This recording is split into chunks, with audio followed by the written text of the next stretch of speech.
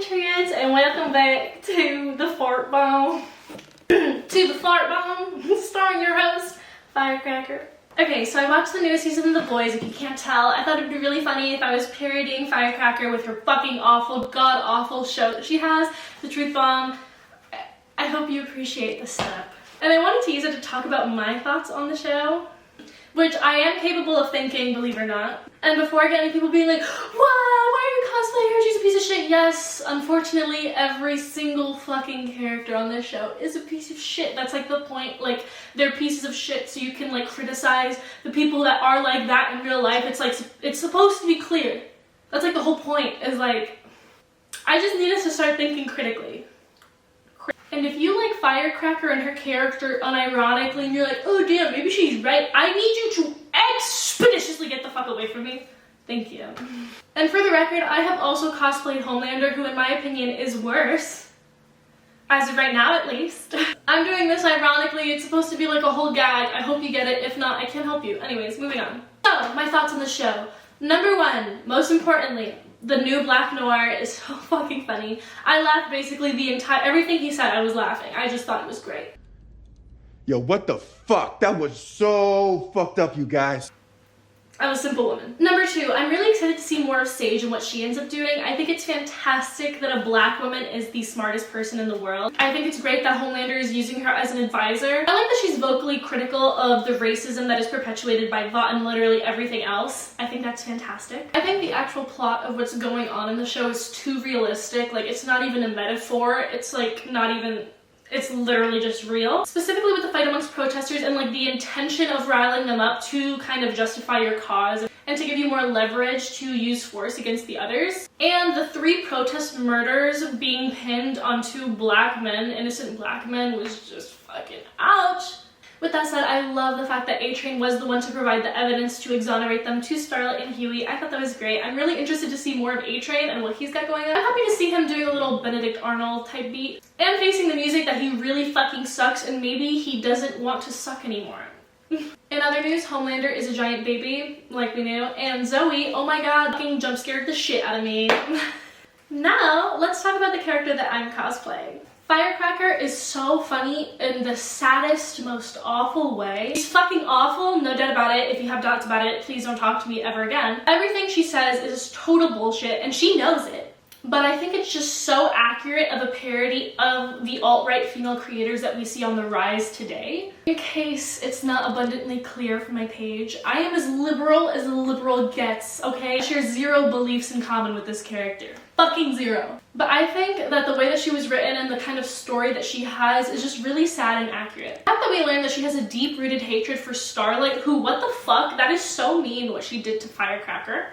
The fact that we learned that the reason why Firecracker has a deep-rooted hatred for Starlight was because Starlight was a piece of shit and lied and said that Firecracker had slept with the judges of the pageant they were competing in when they were 12 and that she was a fucking fat slut and blah blah blah blah. Ruined her life from that point on and destroyed any chances she had at success. Holy shit, if that's a valid reason to hate someone, I don't know what is. There's like layers to the inferiority that she feels, layers to the injustice that she has faced as a woman, considering the fact that her at 12 providing sexual services to judges would not make the judges look questionable, but her, whatever. So like that's where she starts, at rock bottom. Poor, and any opportunity that she had for success is literally ripped out of her hand from Starlight. What the fuck, Starlight? And that's where everything goes wrong, because then Firecracker sees that there is an audience that is receptive to this weird alt-right message. Then she goes from being unsuccessful, unloved, she goes from kind of the bottom of the barrel to getting praise, love, attention, opportunity. We see her in the show that she's at a convention as a guest speaker, which what an honor it is, except the fucking convention is filled with a bunch of maniacs.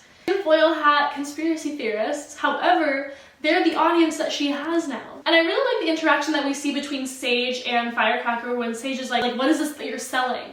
Because obviously there's a reason for her to be doing this besides just spreading the truth. She has ulterior motives, whether it's advancing her career, seeking financial stability, seeking fame, seeking success, or like she was explaining, providing purpose in exchange for all the love, support, and attention. Seems like it's ringing a bell to a lot of the female alt-right creators and voices that we see today, right? When nothing else is working, going fully alt-right, a la Pearl, can provide you so many more means of opportunity and success because there is a desire and a need for that. Even if you don't believe a fucking thing that you say, just saying it, yapping out to these people that do because they're insane is enough for you to have a career.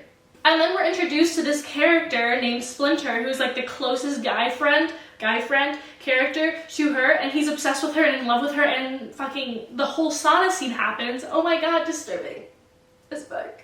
But that is the kind of audience that provides her success.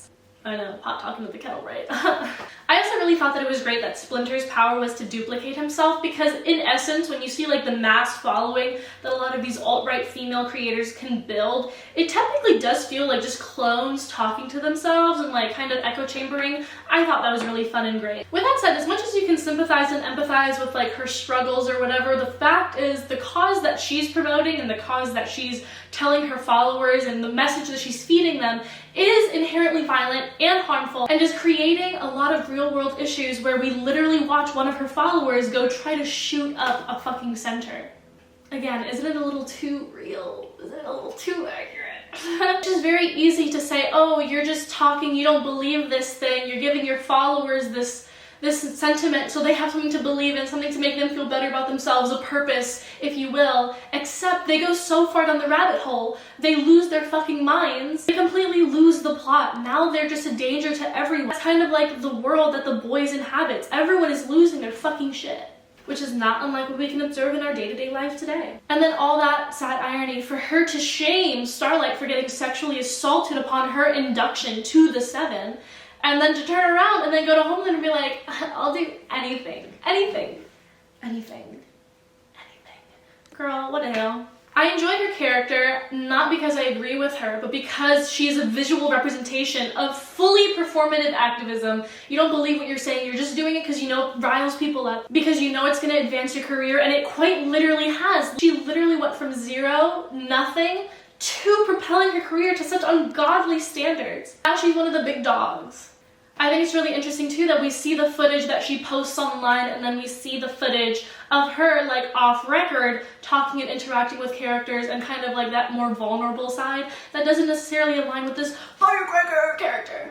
And for the record, I think Sage is right that Firecracker is the force that the Seven needed in order to kind of dismantle Starlight and the success and the followers that she has. Because ultimately, Firecracker is a woman that doesn't have any morals that she's standing behind. She's willing to do or say anything. And she has a huge following of extremist followers that are willing to take everything she says as fact, willing to do anything that she says. I think without a doubt she's going to be instrumental in whatever happens next. I think they're doing a great job executing her character. I think she's very interesting. I think she's a piece of shit.